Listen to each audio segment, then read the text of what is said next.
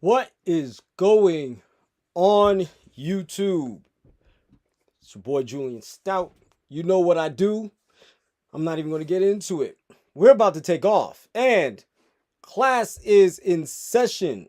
Guys, you see the title and thumbnail. Stop disrespecting the 90s.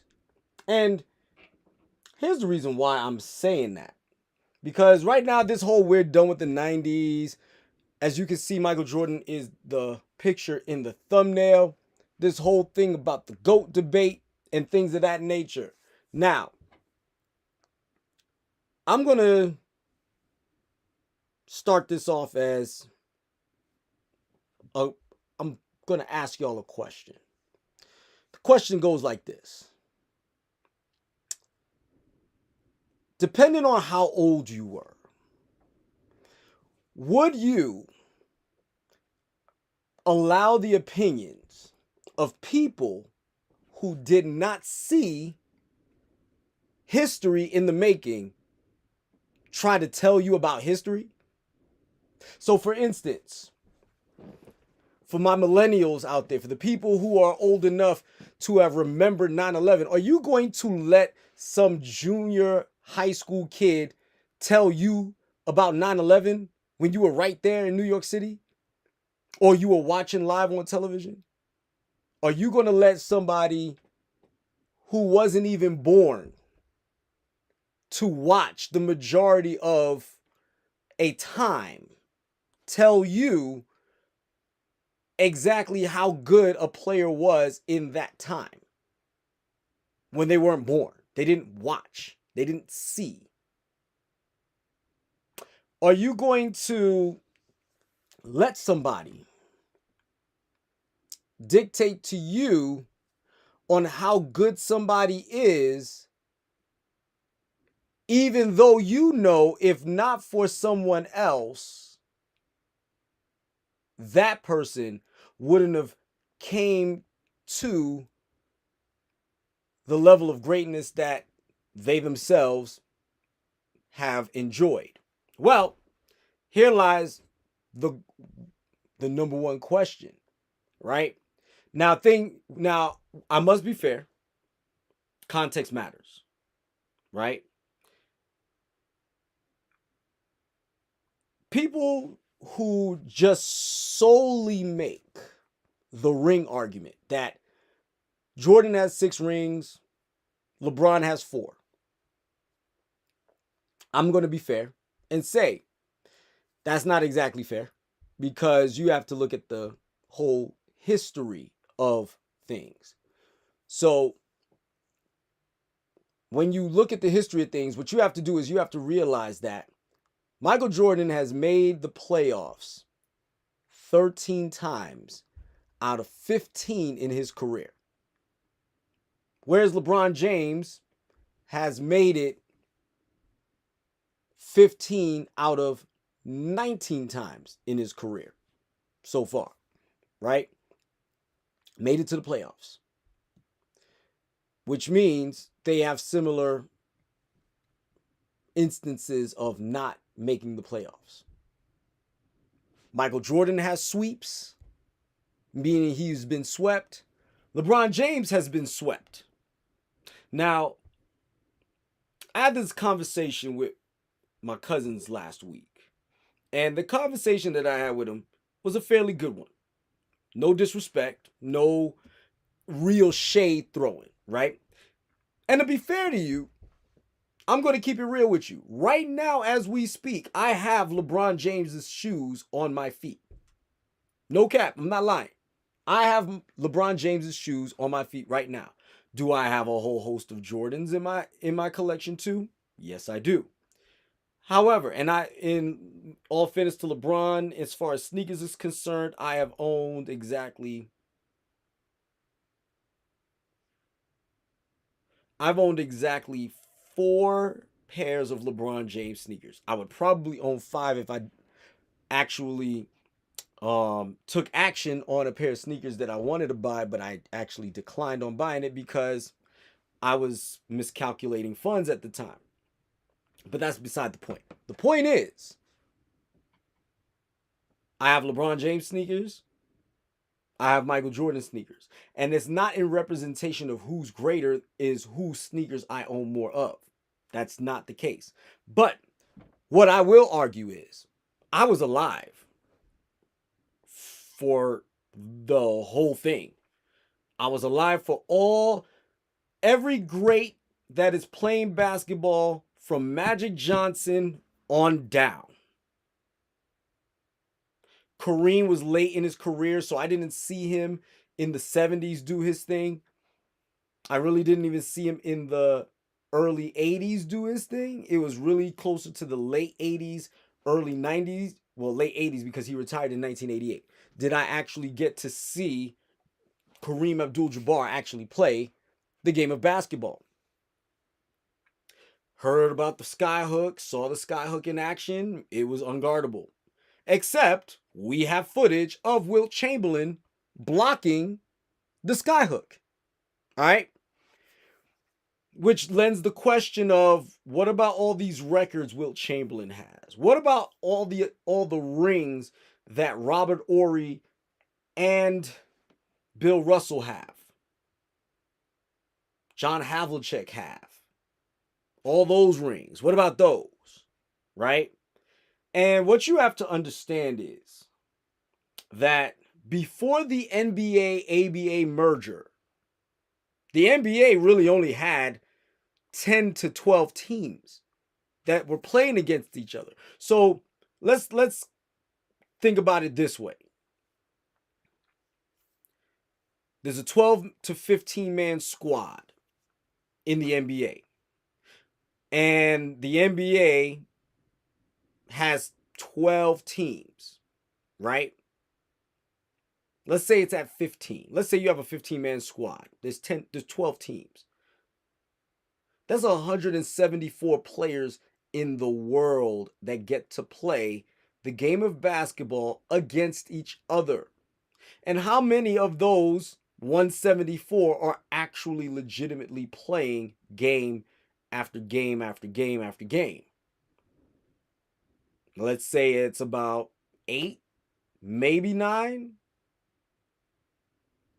So now you're talking about 90, 18. So you're talking about 108 players that actually see the light of day each year since the inception of the NBA, which is 1949, I believe, 1947. No, 1949. I was right. No, 1947 is right, because the 75th was not too long ago. All right, so you have 108 out of 174 players that plays on a regular basis. You're playing against the same 108 players. One of you is 7 feet 2 inches tall with a 48-inch vertical. And the average NBA center is 6'9". What are you going to do? Like, you tell me, what is Shaq going to do to LeBron in the post? Whatever he wants. We all know that, right? We know that that's how it would be. So since we know that's how it would be, then we know that LeBron James would not be able to guard Shaq in the post. It's impossible. All right? This is before the advent of the 24-second clock. This is before the advent of the three-pointer. This is before they widened the lane. This is before all of that. What do you think is going to happen? 50 points, 70 points, 60 points against the random dude that can't guard you. And you're a freak athlete, right? So, that's why we don't necessarily count Bill Russell's 11 rings as being the GOAT, because you're only playing against 10 to 12 teams. You can't be the greatest if you only have to compete against 174 people. Well, 173 people, right? Then you got Robert Horry, the whole 7 rings argument, right? Yes, he has 7 rings. And yes, he made pivotal shots at key moments in the game. But was he the primary responsibility to get the team over the hump? Or was he just along for the ride and paid his fair share in gas? Let's say Robert Horry is the man who had gas money. I'll say that. He's the dude that came in the clutch when everybody was running out of gas. He spotted somebody a 5. He spotted somebody a 10 in this day and age. It'd be about $10. That's what he did. But he wasn't the man driving the car. He wasn't the bus driver, as Charles Barkley so eloquently puts it. He wasn't the bus driver. So you can't be the greatest if you're not the one driving the bus, right?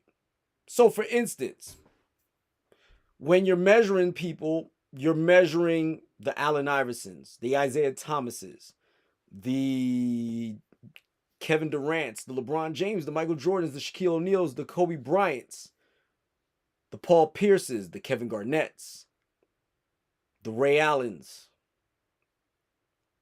the Reggie Millers, the Mitch Richmonds, the Sean Kemps, the Detlef Schrempf. Well, Detlef Schrempf was somebody else. I'll give him. He's a different category. You have the Penny Hardaways. You have the Alonzo Mournings. You have the Larry Johnsons, the Patrick Ewings, the Charles Barkleys. All right? You have all those players. And as you have all those players, you name all those people, and then you start throwing them up in the air and seeing who stays up, who holds up in the history of everything. Larry Bird, how did I forget Larry? Hakeem, how did I forget Hakeem? Dirk Nowitzki, Jason Kidd, Vince Carter, Tracy McGrady, Brandon Roy, Damian Lillard, Giannis, Jokic, Luka Doncic. These are all people who are driving the bus. So, as a result, how is it that we all act as though we don't know any better. And how do we act like, oh, the Dikembe Mutombos, the Steve Smiths, the Kyle Korver wasn't either. Glenn Rice, Tim Hardaway, Chris Mullin, Chris Webber,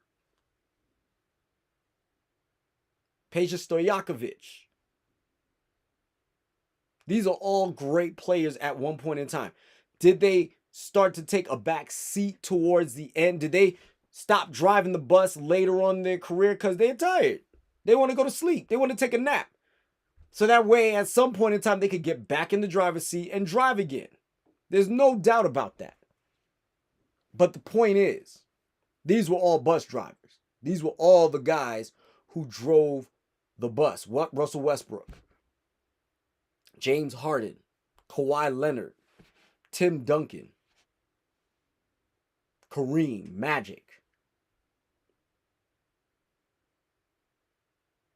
Pistol Pete, Bernard King, LaFonso Ellis, Sharif Abdur-Rahim, Mahmoud Rauf, excuse me.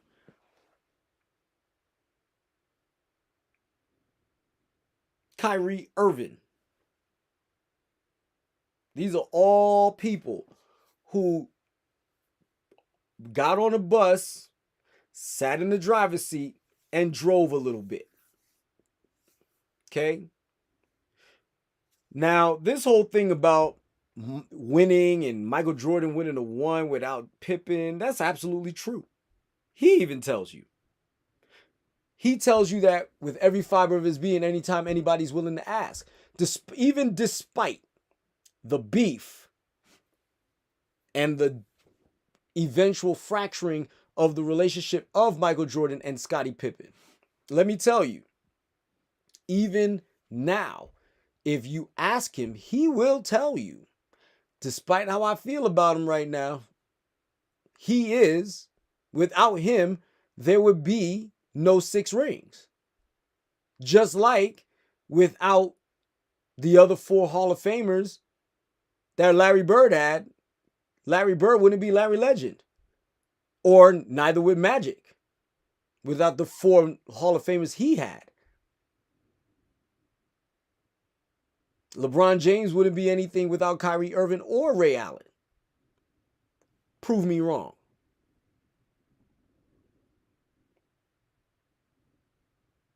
So let's hear it. I'll hear it. Go in the comments and tell me what you think. What would have happened? Make sure you timestamp it right here, because we're on about 20 minutes and 30 seconds. Timestamp it and tell me, would LeBron James be in the GOAT conversation if not for Kyrie Irving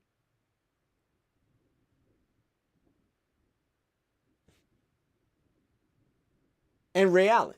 Would he be there? I don't think so. Honestly. Would Dirk Nowitzki be there without Jason Kidd? Would Jason Kidd be there without Dirk Nowitzki? Don't think so. Would Kobe be there without Shaq? Or Pau Gasol? I don't think so. Or Phil Jackson, for that matter. Would Michael Jordan would have won without Phil Jackson? I don't think so. Honestly. Would the Rockets win without Rudy Tomjanovich, or without Kenny Smith, or without Mario Elie, or without Sam Cassell? Because I'm going to tell you, and Robert Horry, because I'm going to tell you, all those guys I just named were big time in those series. They beat my beloved Knicks because they were pulling up. Would Magic Johnson be who he is without Pat Riley? Let's keep it a buck. And also, to be fair, Michael Jordan has never claimed to be the greatest of all time. He has always claimed to be the best in the world, but the best in the world title is something that comes to the player that's on top. I'm the best in the world. I'm on top. until somebody knocks me off of this pedestal or this mountain, I'm the best in the world. Or until somebody shows me otherwise, I'm the best in the world. And guess what? It wasn't until 2002, 2003, did somebody even attempt to knock Michael Jordan off the pedestal. And it's not that he knocked him off the pedestal. It's that Michael Jordan stepped down and he claimed it afterwards. That would be Kobe Bryant. But there was a huge fight at that top of that mountain because Tim Duncan had something to say about it. Kevin Garnett had something to say about it. Allen Iverson had something to say about it. Dirk Nowitzki had something to say about it. Paul Pierce had something to say about it. Vince Carter had something to say about it. Okay? All these players, you get to say you're the best in the world. Kobe Bryant said it. You're the best in the world. Dirk Nowitzki said it. Kevin Durant said it. James Harden said it. Joker is saying it. Giannis has said it. Joel Embiid has said it. These are all players that get to use the title best in the world. Who's the best in the world right now? Right now, it's Jokic. Sorry. He's the best in the world. Steph Curry got to say he was best in the world. He's the greatest shooter of all time.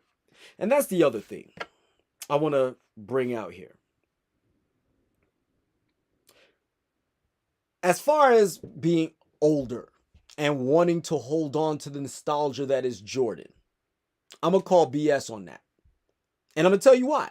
Because in every facet of our history in sports, we have seen the greatest of whatever play in my generation. My generation. We have seen the greatest in any sport play that sport. Prove me wrong. In hockey, Mario Lemieux, Wayne Gretzky. Now you got Sidney Crosby, right? Sidney Crosby's not the greatest. He's not surpassing Wayne Gretzky, okay? He's just not. Wayne Gretzky's on demon time when it comes to records and when it comes to championships. He's not like lacking championships, right? In baseball, I got to see Ken Griffey Jr., Barry Bonds. Most of them was a lot of them were on steroids at some point. I got to see Jeter. Jeter's not the GOAT, but Jeter's not far off from it. If you're talking about the greatest hitter ever, Ted Williams, wasn't alive for that, but you cannot deny the statistical nature of batting 400. 400, that means 40% of the time the man is on base. If you pitch to him 5 times, he's on base at least twice. And what do you do with him after that? The greatest home run hitter. Sorry. It is Barry Bonds. You're going to say that he took steroids, but here's the reason why I argue against not making Barry Bonds the greatest home run hitter of all time. Because it's not like... So let me put it like this. I'm not a fan of steroids, and I'm not advocating for everybody to be on steroids because I feel it is a form of cheating. However, if I'm cheating and you're cheating, we're both cheating the exact same way, and I'm better than all of you, doesn't that mean I'm better than all of you? Now, yes, I can't argue against Babe Ruth per se, but think about it. If a pitcher is getting an extra 3 to 4 to 5 miles an hour on his fastball, right? And I hit it out the park, isn't that the same? And I'm on steroids right along with him. Doesn't that mean that both me and the pitcher are on equal terms? Which still puts me in the same position as Babe Ruth and the pitchers that pitched against him? Doesn't that make more sense? So if that's the case, that means the pitch is the pitch. The hit is the hit. And if that's the case, Barry Bonds has more home runs than Babe Ruth. I remember 2001 when Barry Bonds went plumb loco, where they were cutting away from other games to watch this man at bat. And I promise you, anybody that's watching that is old enough to remember this, correct me if I'm wrong. As a matter of fact, timestamp it. 27 minutes. Timestamp it. Tell me in the comments below, did you not know that that ball was gone if the pitcher floated that ball over the strike zone? You knew it. You were like, oh crap, here it go. And all of a sudden he's turning on it and then there it goes. All you hear is the crack of the bat. It's gone. You didn't even ask. You're like, there it goes. We watched John Elway, Joe Montana, Dan Marino, as far as quarterbacks is concerned, right? Those were the greatest at the time. Those, and Joe Montana being the greatest of them all at that time. We watched Joe Montana, but do you hear anybody argue that Tom Brady is not the GOAT? Now, I'm going to tell you why. Yeah, you might hear a couple of little smatters here and there, but you're not hearing a wide range of people go, no, he's not. And the reason why is this. Yes, Joe Montana is undefeated, no interceptions in any Super Bowls whatsoever, right? And he's undefeated in the Super Bowl, which is great. However, you cannot deny a man who has more rings than any franchise in the league that he plays from or that he used to play in. So, for instance, Tom Brady has 7 rings. Even though I say Tom Brady's the greatest of all time, my Giants beat him twice, right? But does that mean he's not the GOAT? Think about it. If Eli Manning didn't beat him, if the NFC East alone failed to beat Tom Brady, which is, now that I think about it, isn't that all of his losses in the Super Bowl? Yeah. The NFC East is the only team that beat Tom Brady in the Super Bowl. Right? So if that's the case, 10 Super Bowl appearances, he would have 10 rings. He'd be the Mandarin. He'd be Shang-Chi, chilling right now. Tell me I'm wrong. If not for the NFC East, Philly and the Giants.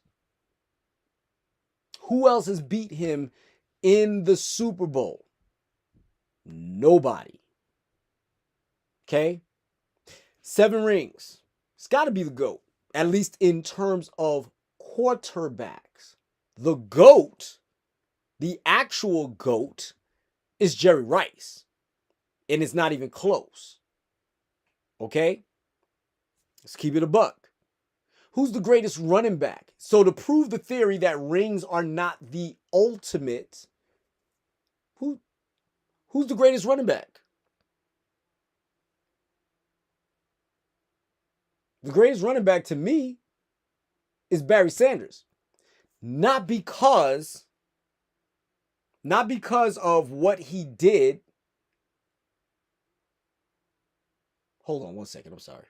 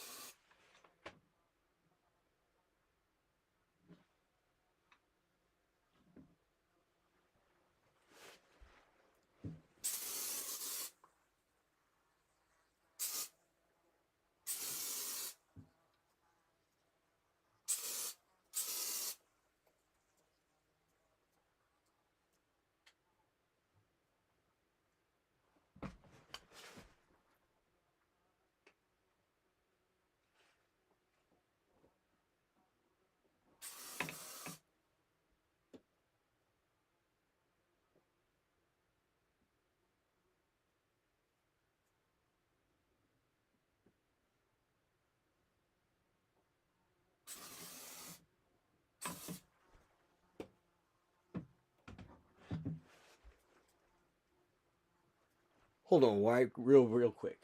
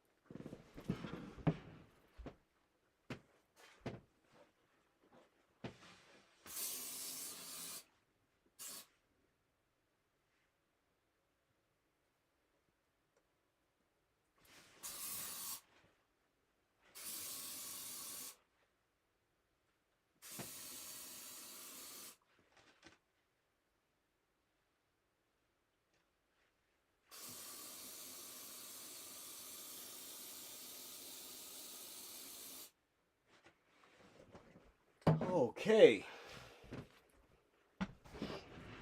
Jeez Louise. All right. I'm back. This is crazy. Big, giant, huge fly driving me up a wall. So, I'm back. So, Barry Sanders is the greatest because why? He had no offensive line, no quarterback. He had great receivers, but the quarterback was trash. The best he could do was Charlie Batch. That was the best he could do. Rodney P tried, not very good. Don't get me started on what's his name. It's not Trent Dilfer. What is his name? Can't remember his name right now.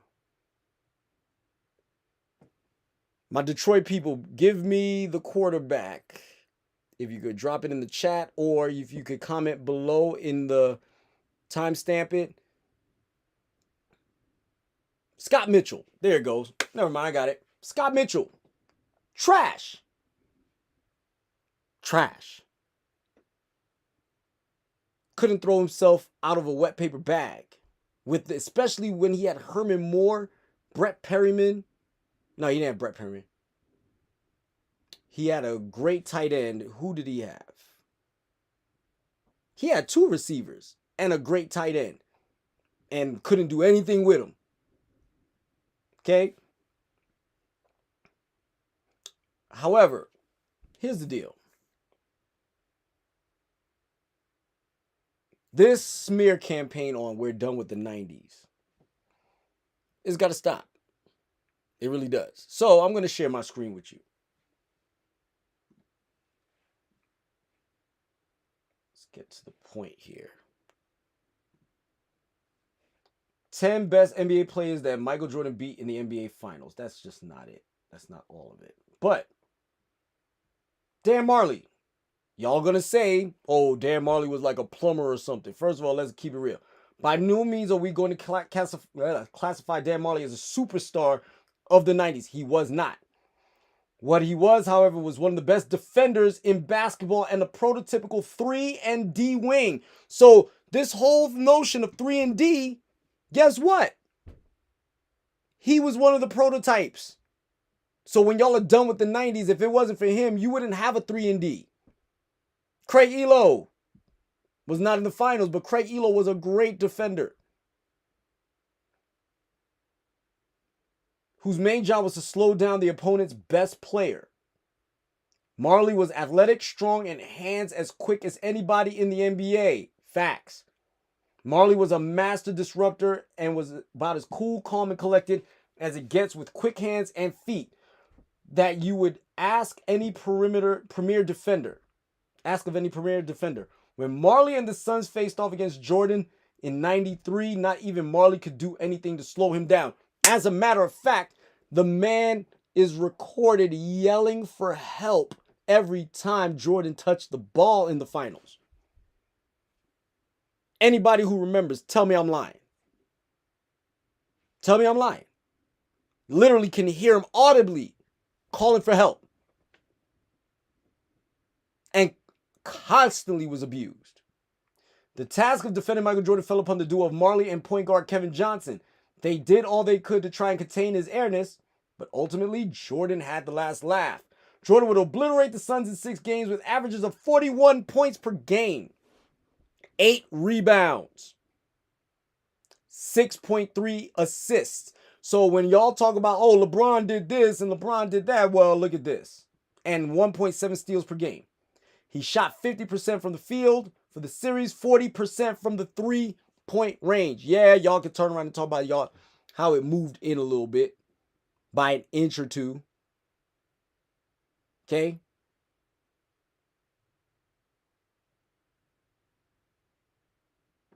However, Marley had a decent series himself, averaging 17.2, 8 rebounds, and 1.3 steals per game. The win for Chicago was their 3rd championship in a row and the 3rd finals MVP for Jordan in a row. Kevin Johnson, we're just going to skip Kevin Johnson because it's facts. Shawn Kemp, don't even act like you don't know. He is Giannis before there was a Giannis. Tell me I'm lying. Shawn Kemp is one of the more athletically gifted players of the 90s. He made the game exciting with his Rick rocking dunks. I would say it's rim rocking dunks. And the way he and his teammate Gary Payton ran in transition. Kemp could bowl you over on his way to the basket, or he could stop 12 to 15 feet away and knock down jumpers. He had everything in his arsenal working. He was next to impossible to guard and even gave Jordan a run for his money in the 96 finals. Shawn Kemp, excuse me, that's disrespectful, my bad. Shawn Kemp led the Supersonics to the 96 finals behind a 64-win season of 19 points per game and 11 rebounds per game. He and the Sonics battled their way to the NBA Finals where they met a rejuvenated Michael Jordan who had just won 72 games in the regular season. In the finals, Kemp was the better player on the floor, not named Michael Jordan. He averaged 23 points per game, 10 rebounds, and 2 blocks. So this whole we're done with the 90s acting like we didn't have athletic players. Like we didn't have gifted players. Jordan would take his team to the promised land for the 4th time, claiming MVP, 27 points per game, 5 rebounds a game, 4.2 assists, 1.7 steals. Gary Payton, we're going to skip Gary Payton because he was a great defender. We already know that. James Worthy. James Worthy is easily the most disrespected member of the Showtime's Lakers era. While Magic and Kareem were getting all of the credit, Worthy was a consistent 20 points per game, 6 rebounds, and 1 steal player alongside them. His game was athletic and looked effortless as he glided down the floor and was on the receiving end of many fast break opportunities.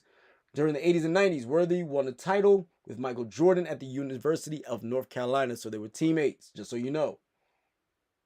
They have a lifelong friendship where they met in the NBA Finals in 91. However, it was all business. Worthy was great for the Lakers in the first 4 games, even playing 45 minutes in game 1 to lead the Lakers to victory. It would be the only game the Lakers would win as Jordan took them and there claimed the Finals MVP, averaging 31, 6, and 11 assists. I'm just going to ask y'all a question.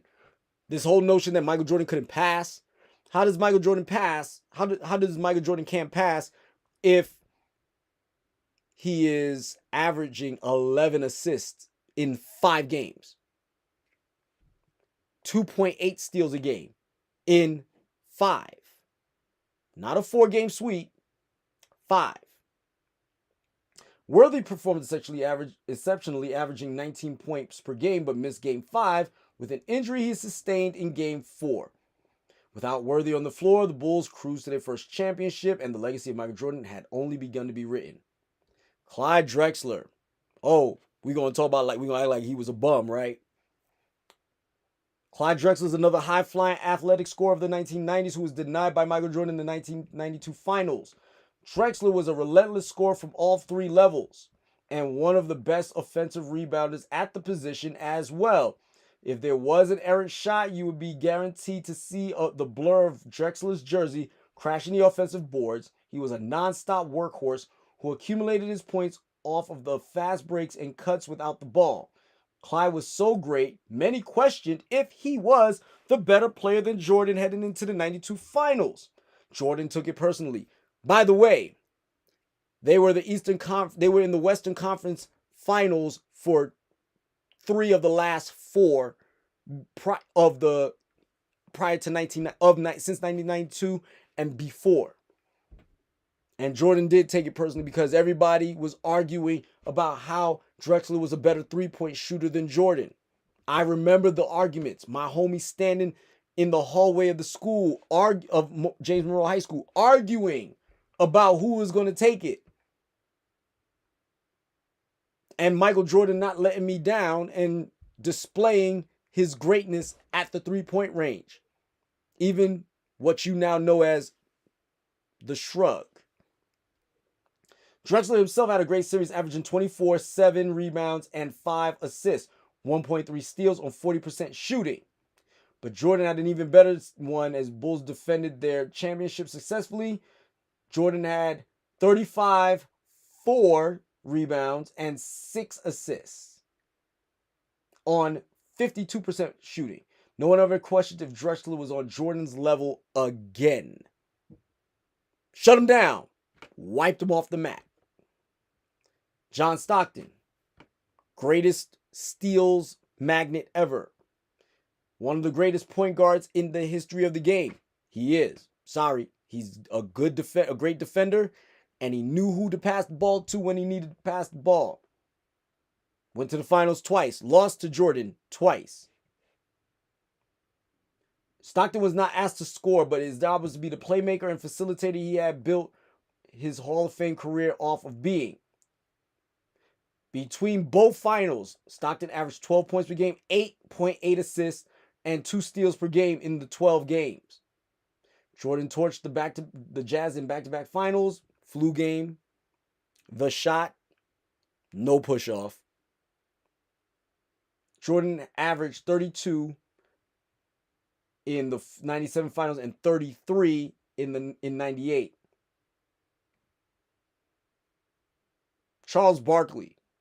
So, to give you an understanding of who Charles Barkley was, Charles Barkley is essentially Zion. If Charles actually really took his physicality a lot more seriously. Well, we could say the same thing about Zion, right? Charles Barkley is one of the greatest all-around power forwards in the game. As a matter of fact, the shortest power forward to average 10 rebounds. He was a relentless rebounder, scorer, defender, and playmaker. Charles Barkley was that dude. The year he met Michael Jordan in the finals was the first year he spent with the Phoenix Suns. Remember Dan Marley and Kevin Johnson? Also have been the year he took home the MVP award. Barkley averaged 25, 12 rebounds, 4.6 assists in 1993. 62-20 record. In the playoffs, he averaged 26, 13 rebounds. When he played Jordan, he averaged 27, meaning he stepped his game up. He didn't fumble the bag. He didn't fold. 27 points per game. He stepped his game up. 13 rebounds, meaning he stepped his game up in the finals, but it wasn't enough to overcome Jordan's 41 points. We already read that earlier. Karl Malone. To put it simply, there's no love lost between Michael Jordan and Karl Malone. The two were bitter rivals in the NBA since 1985, mind you, and have become bigger ones since their retirement. Karl Malone's a piece of crap. If you know, you know. Karl Malone was a physical power forward whose brute strength and freak athleticism, sounds familiar, were his greatest weapons. Sounds like LeBron James to me. Malone ran the floor like a guard and finished at the rim like a big, but could also pull out and shoot like a small forward. Sounds like LeBron to me. He was the complete package on offense and ended up scoring the 3rd most points in NBA history. Sounds like LeBron. He would be crowned a 2-time MVP, including in 97, when that was all the motivation Jordan needed heading into their showdown in 97. Meaning Jordan felt like he was robbed. He wasn't. Malone was nasty that year. Malone was a beast in the 97 finals, averaging 23-10 in 6 games. The Jazz was defeated when Jordan took the fact that Malone was named MVP to heart and averaged 32 points per game. We already went through that with him earlier. And then in 98, again, same thing. But Malone did everything he could with 25 points per game, 10 rebounds. But he turned the ball over in the clutch. Magic. Come on now. Widely regarded as the best point guard to ever play. Let me jump off on Magic Johnson real quick.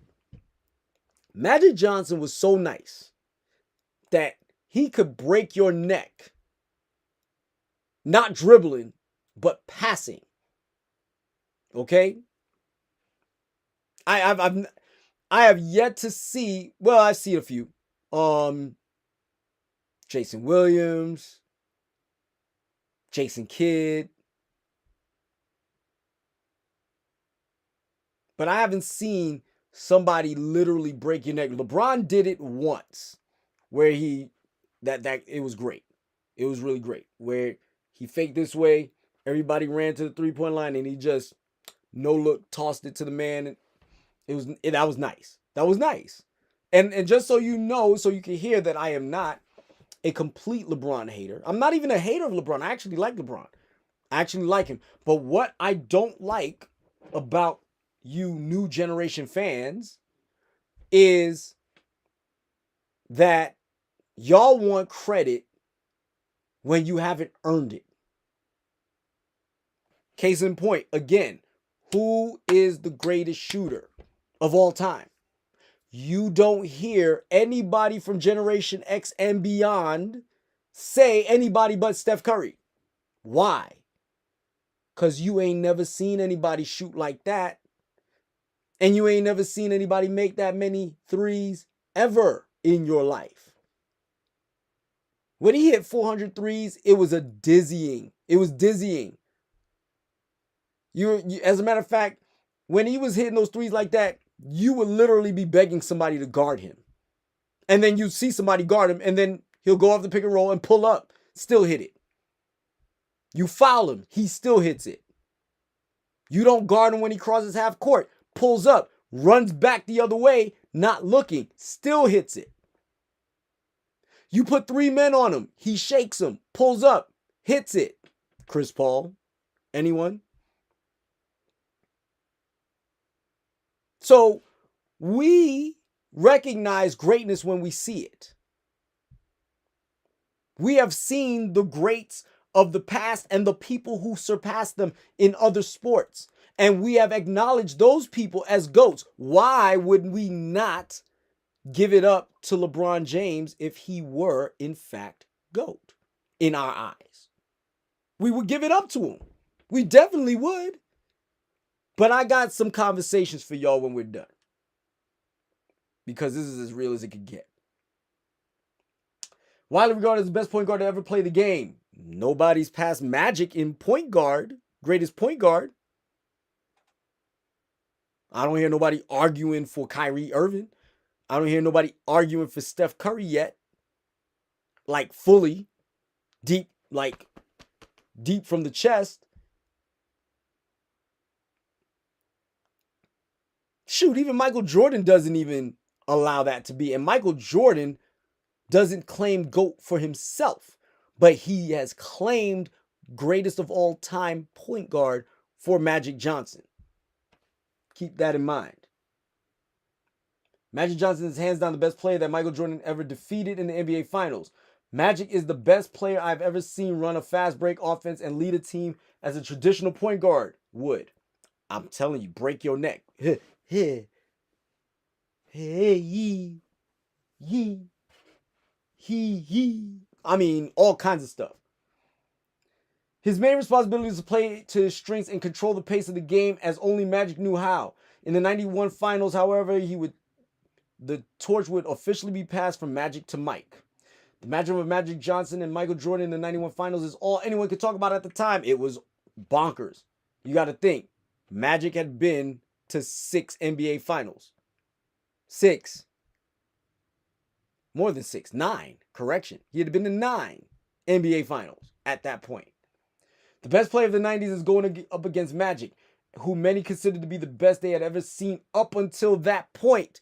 Note, best they ever seen up until that point, man had 5 rings. Man beat Larry Bird, who Michael Jordan didn't beat. Man beat Isaiah Thomas twice. A man that Michael Jordan couldn't beat until 91.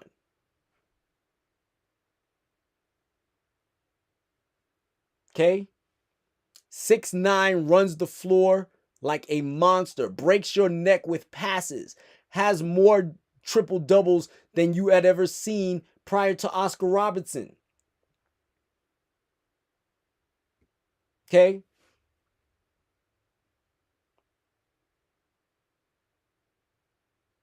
Jordan even took the challenge of guarding Magic in all but one game of the series. Magic was lighting him up. I ain't even gonna lie. Magic was torturing him, and Scottie had to take over. Johnson was the best player on the floor for the Lakers, averaging 18 points, 8 rebounds, and 12.4 assists and 1 steal a game, 1.2 steals a game. Jordan responded by averaging 31, 11 assists. He was behind Magic, but he scored more points and was just a tad below Magic in assists and doubled his steal total. And had 1.4 blocks per game. Played that defense, right? So, there's that. But here's the other thing. This is one of the other things that I wanted to shoot down. This whole y'all on these politician smear campaigns on great players is got to stop. Because this whole nonsense that Mike couldn't go left. Let's watch. 11 years revolutionizing how you carry your scent. I'm not even gonna.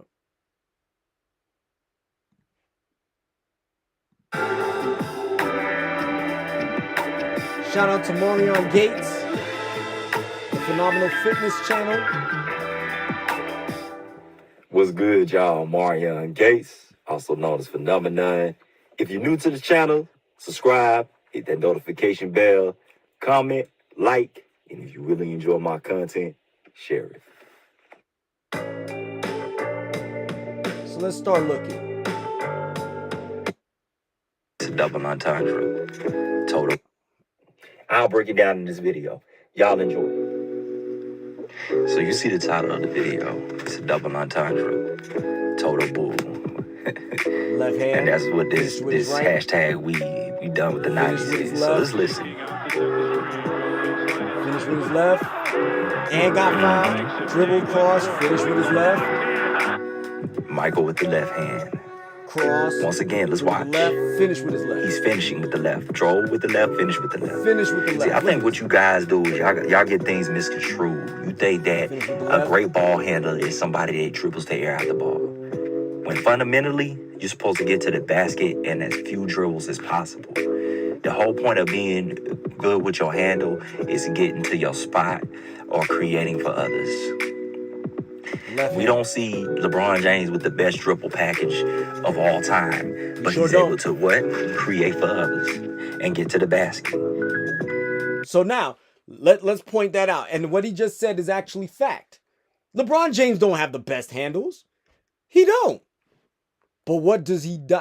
Yes, he does have 5,000 turnovers. But what does he not do?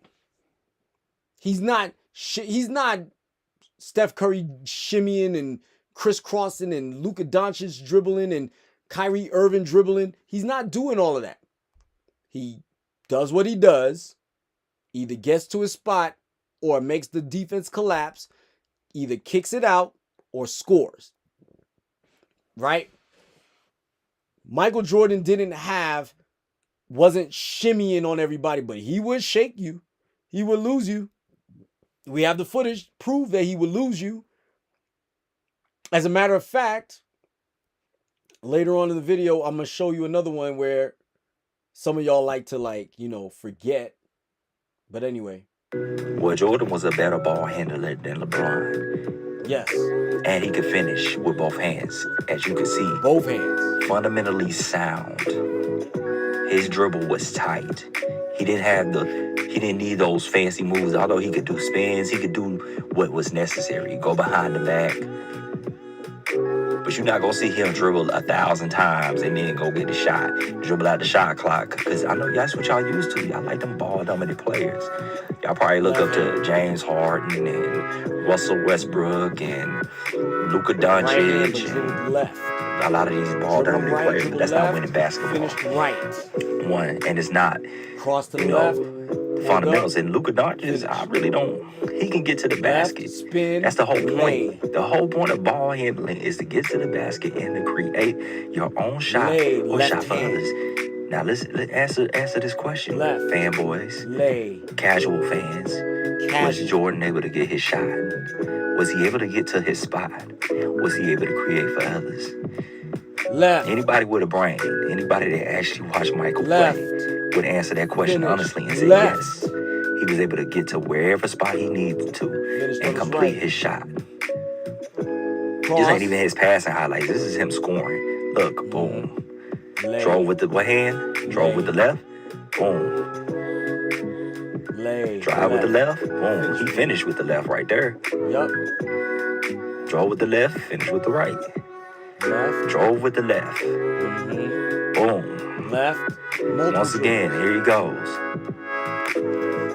So this guy was an incredible player. Cross left. Yeah. I can't sit here and tell me. Come on now. That left. You watched Michael Jordan. Left. For real, watched him.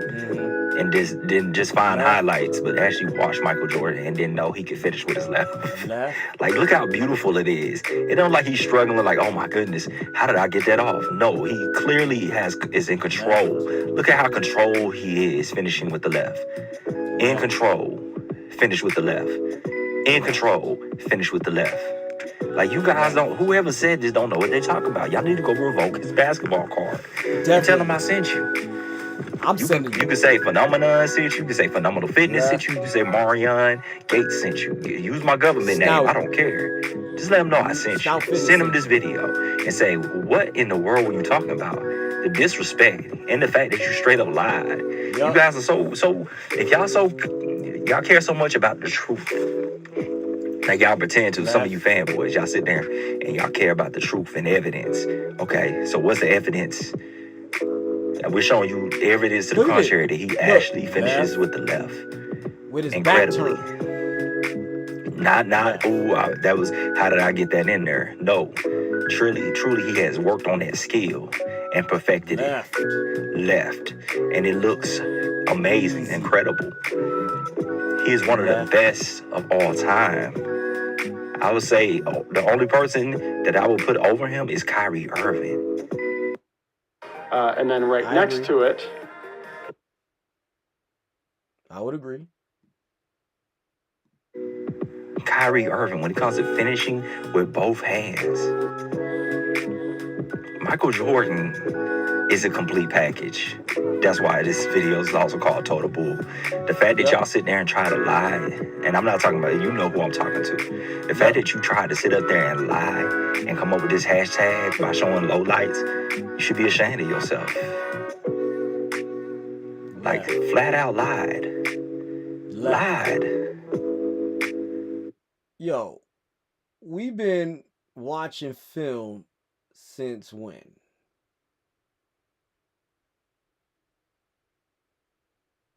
We've been watching film since 4 minutes, 9 seconds. So right now we are on literally 4 minutes and 50 seconds of 5-second highlight films.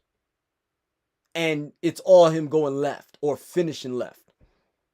And this whole nonsense about he can't go left. I watched him play. Knock it off. Y'all are watching him play through these highlights. I watched him play. We Generation X play people watched him play. Just like we watched Kobe. Just like we watched Iverson. Just like we watched Carmelo. Just like we watched LeBron. Just like we watched Jason Kidd and Jimmy Jackson. Just like we watched Ron Cycli and Tim Hardaway. Hell, we watched their kids play. We on Gary Payton Jr. Gary Payton II. We on him now. We might be on LeBron James Jr. But my point is, we've watched enough basketball to have seen everybody worth a damn play. There's now 30 teams in the NBA. With a 12-man squad, that's 360 players. There's actually 455 players in the NBA right now. Remember what I talked about earlier? 174. Let's do the math on that real quick.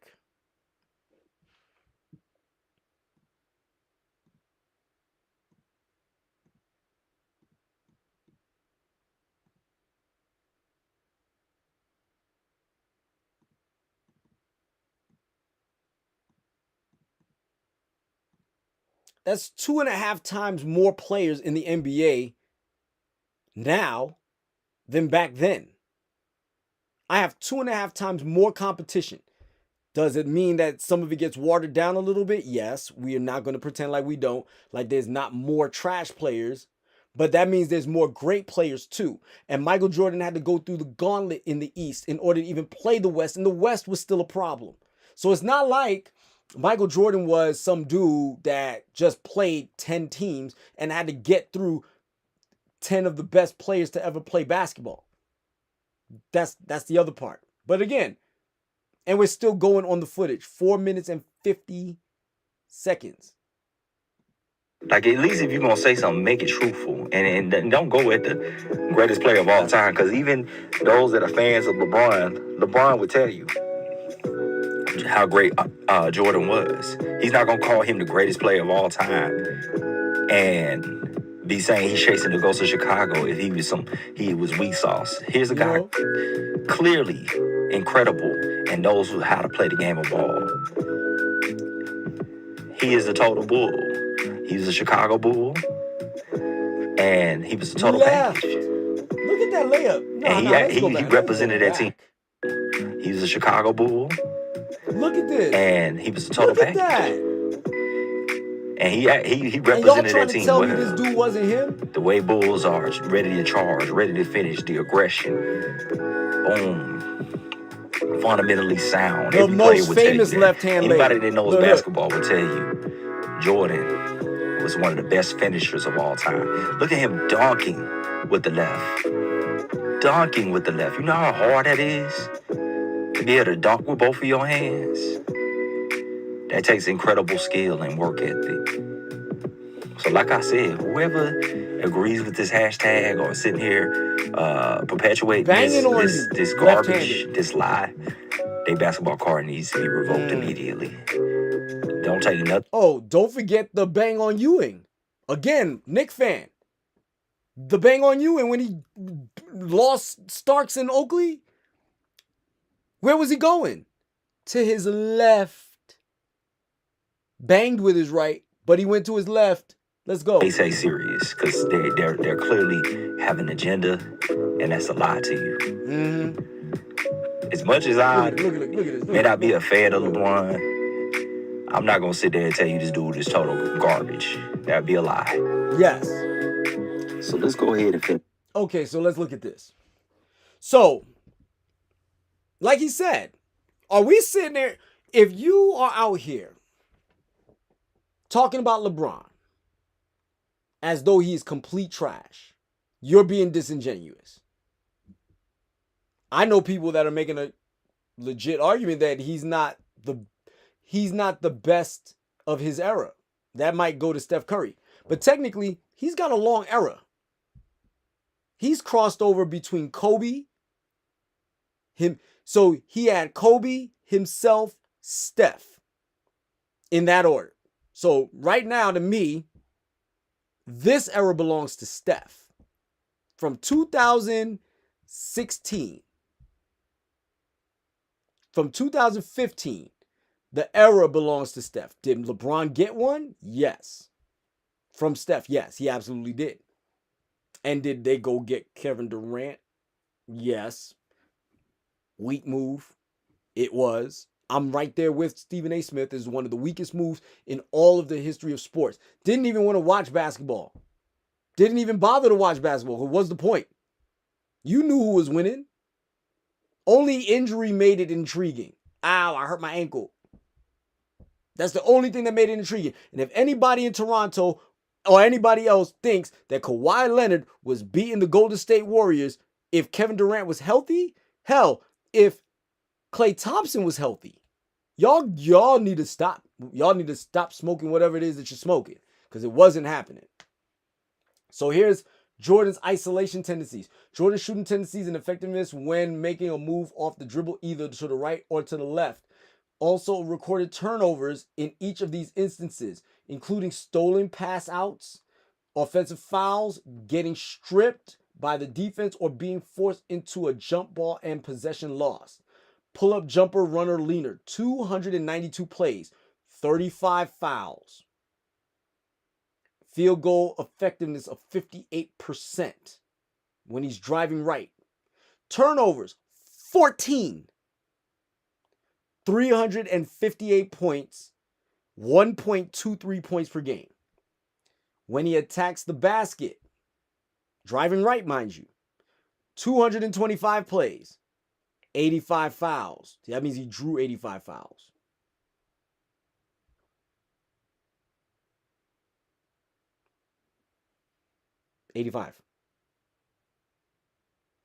Meaning he went to the free throw line. Field goal effectiveness, 66%. 1 turnover. 353 points, 1.5 points per game.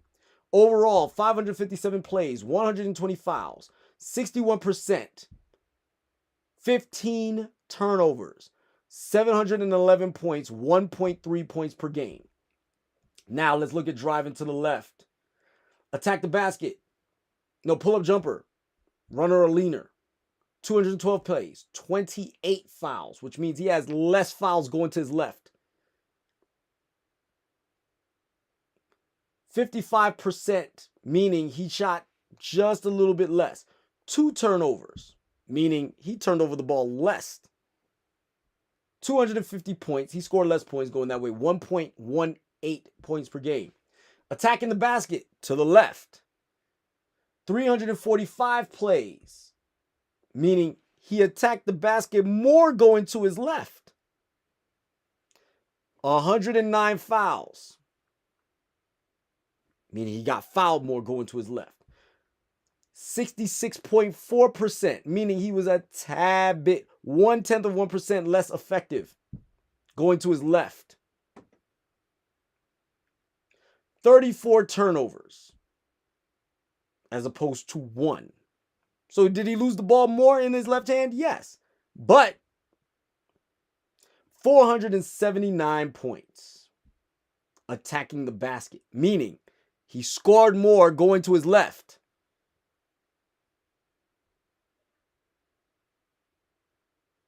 And 1.39 points per game. Okay?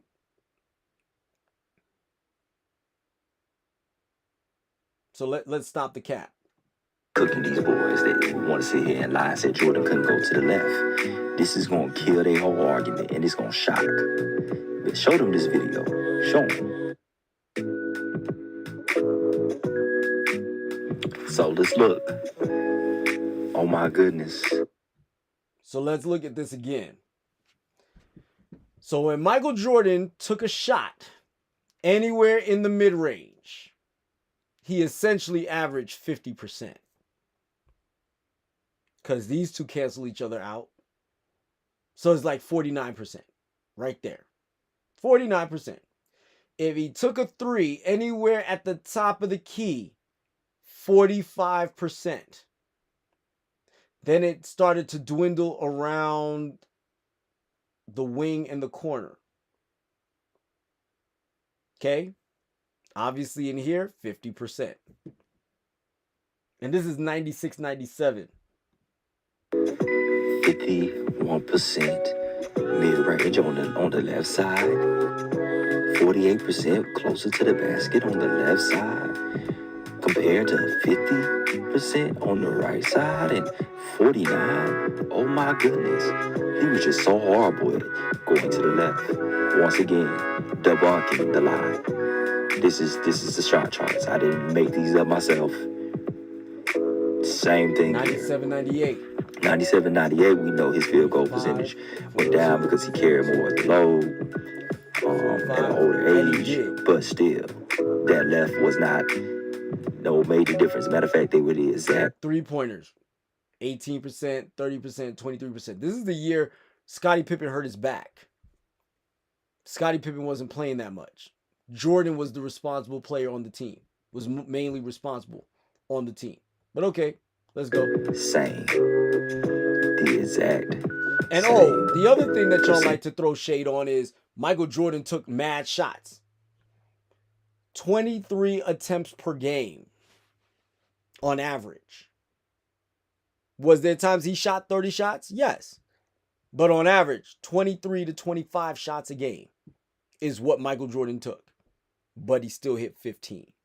But okay. So, this whole lie that has been told is dead. Deceased. Now, let's get to why.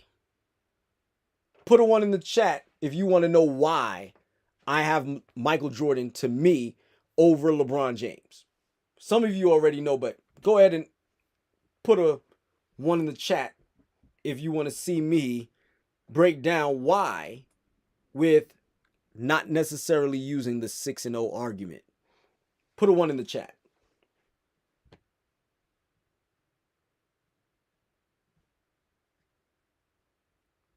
So, here's the deal.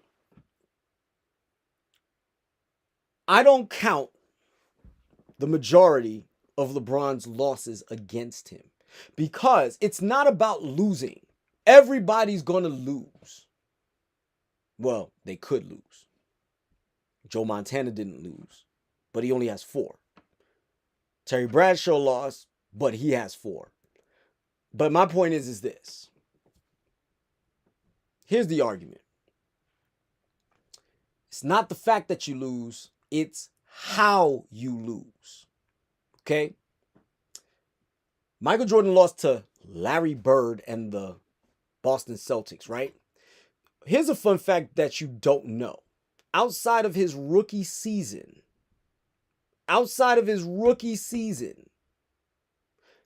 every time Michael Jordan made the playoffs, he was either the champion or he lost to the Eastern Conference champion or world champion.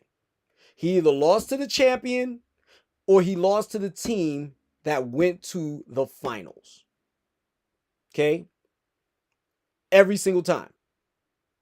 Outside of his rookie season, which was the Milwaukee Bucks, who had been the Eastern Conference champions the year before he got there. Just do the math. Just go Google it if you don't believe me. Okay? Let's go through it. He lost to the Celtics. Celtics won the championship. He lost to the Celtics. Celtics won the championship. He lost to the Celtics. Celtics won the championship. Then he started losing to the Pistons, who then began losing to the Lakers. Then after losing to the Lakers, they began to win. So he lost to the champions.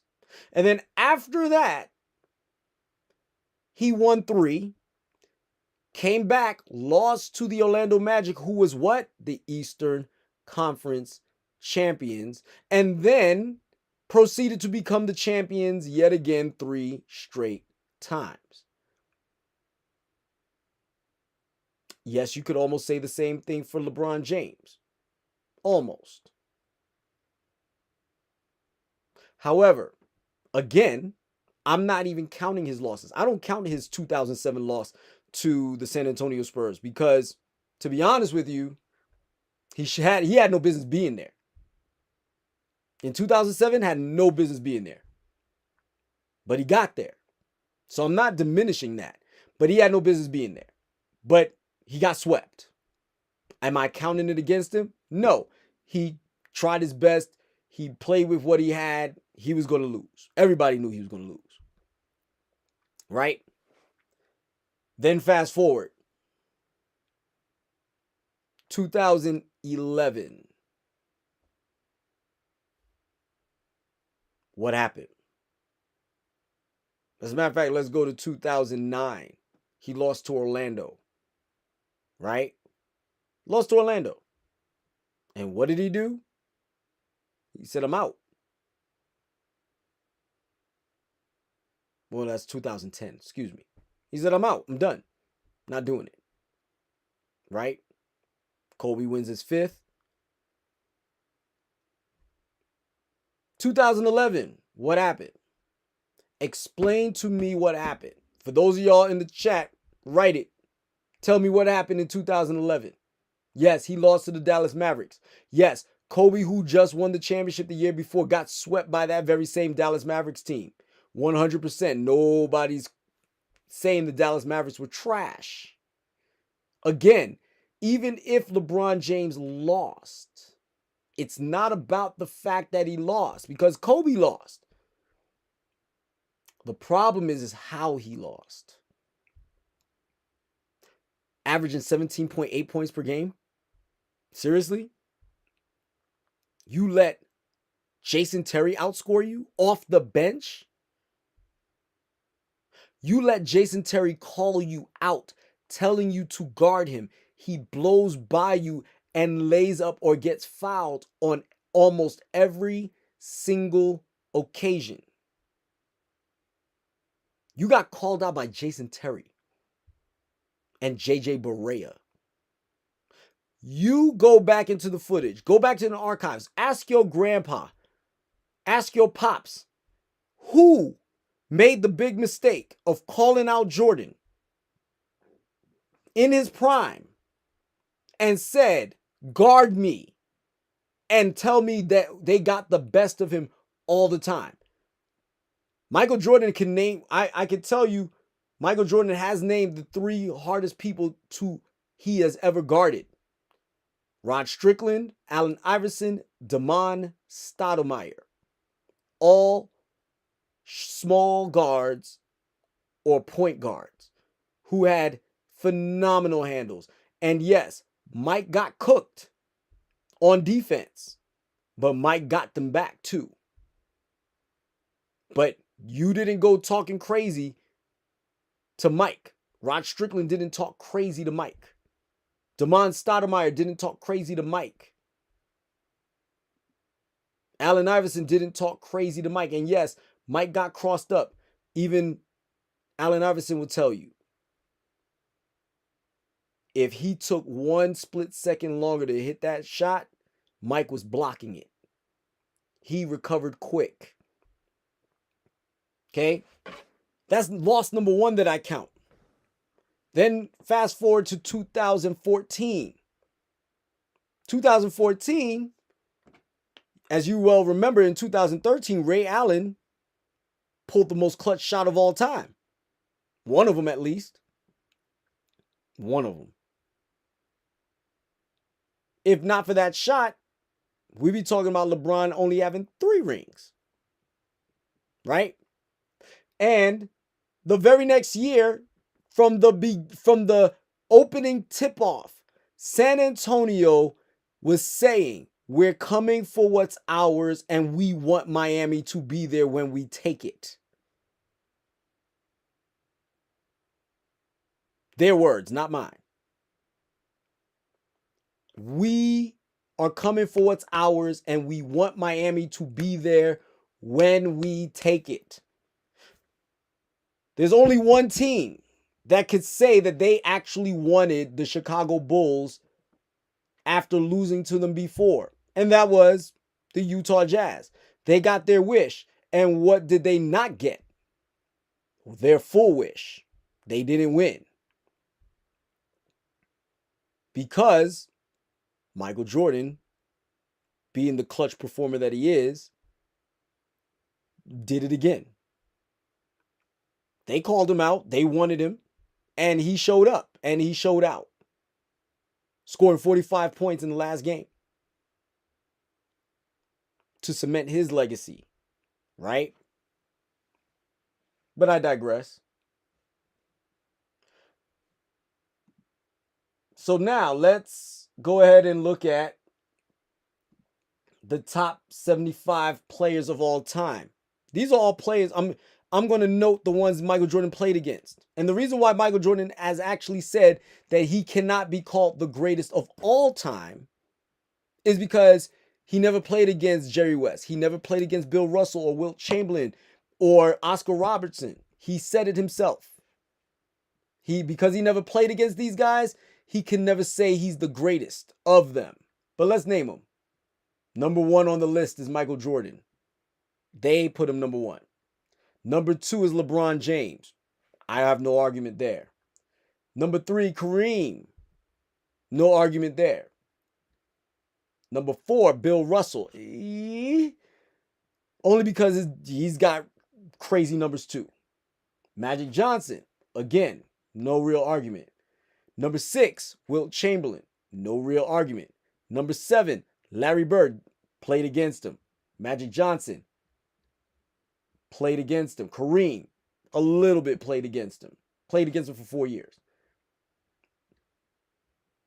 Larry Bird played against him. Lost. Shaq played against Jordan. Tim Duncan played against Jordan for 2 seasons. Kobe played against Jordan for 1 season, technically, as a starter. Hakeem played against Jordan. Oscar Robertson didn't play against Jordan. KD, nope, didn't play against him. Jerry West didn't play against him. Steph Curry didn't play against him. Karl Malone played against him his whole career. Kevin Garnett played against him from 97 on. Moses Malone played against Jordan for, I think, 3 or 4 years. Dr. J played against Jordan for, I believe, 3 years. David Robinson, whole career. Dirk Nowitzki, later in his career. Charles Barkley, whole career. Elgin Baylor, did not. Giannis, did not. Stockton, whole career. Isaiah, whole career. Well, Isaiah till 91. Rick Barry didn't play against him. Dwayne Wade didn't play against him. John Havlicek didn't play against him. Chris Paul did not play against him. Bob Pettit did not play against him. Scottie Pippen played against him in 2002 and 2001 and 2002, 2003. James Harden did not. Kawhi did not. George Mikan did not. Jason Kidd played against him from 96 till 2003. Patrick Ewing, just about his whole career. Steve Nash, briefly. Bob Cousy, never played him. Iverson, from 96 on. Elvin Hayes did not play against him. George Gervin was his teammate in the later stages of his career. Drexler, come on now. Willis Reed did not play against him. Frazier didn't play against him. Russell Westbrook didn't play against him. Reggie Miller. Gary Payton. Kevin McHale played against him early in his career. Paul Pierce, late in his career. Dominique Wilkins. Ray Allen, late in his career. AD, never played him. Bob McAdoo, played for the Lakers at one point. Tracy McGrady, never played him. No, played late. Dwight Howard, never played him. Dave Cowens, I don't believe he played him. Nope. Earl the Pearl Monroe, nope. James Worthy was his teammate in college. Played against him the majority of his career. Wes Unseld didn't play against him. Dolph Schayes, nope. Dennis Rodman was his teammate for the final three-peat, was his adversary during his first three-peat. And before that. Carmelo didn't play against him. Bill Walton, late in his career. Chris Webber, late in his career, late in Jordan's career. Tiny Archibald didn't play him. Damian Lillard didn't play him. Zoe. Hal Greer did not. Alex English, early in his career, Jordan's career. Jerry Lucas did not. Pistol Pete did not. Robert Parrish played him in his career, but by the time it was of relevancy, he was playing off the bench. As a matter of fact, he was one of Jordan's teammates on the Bulls. Lenny Wilkins was coaching against him at number 75. All right? Guys, go ahead and put a 1 in the chat if you like what you're hearing right now. Put a 2 if you don't. So, LeBron James, 40,000 points, 11,000 assists, or 11,000 rebounds, about to make 11,000 assists, or vice versa. I don't remember which one. But clearly he's got one of the greatest careers of all time. If not the greatest career of all time. I'll give him that. I'll definitely give him that. But what I won't do is give him greatest player, because I watched the greatest player play. I watched him. And I watched him make everybody look silly as he did it. Pulling their hair out. Confused. Not sure what to do with him. I saw it with my own 2 eyes. So I'm going to land this plane. Guys, the 90s. The 90s had phenomenal athletes in it. I named quite a few of them on this list. Y'all are done with the 90s. Y'all are only done with the 90s because you know that the 90s measures up to the people of the caliber that y'all play with. And this whole argument about there's better talent and this, that, the other, you got to remember, Michael Jordan did not have the technology at his disposal that you guys have now. The athletic training staff, the science that we now know. Because I'm telling you now, some of the injuries that are being recovered from now, I've been out of college now for 15 years. And what I learned 15 years ago doesn't even, as far as healing the body is concerned, has been upgraded over the last 7. A torn Achilles was something that you could come back from, but you weren't going to be the same. And look at Kevin Durant playing out of his mind. Look at Aaron Rodgers ready to come back the same season he tore his Achilles and was going to be ready to perform.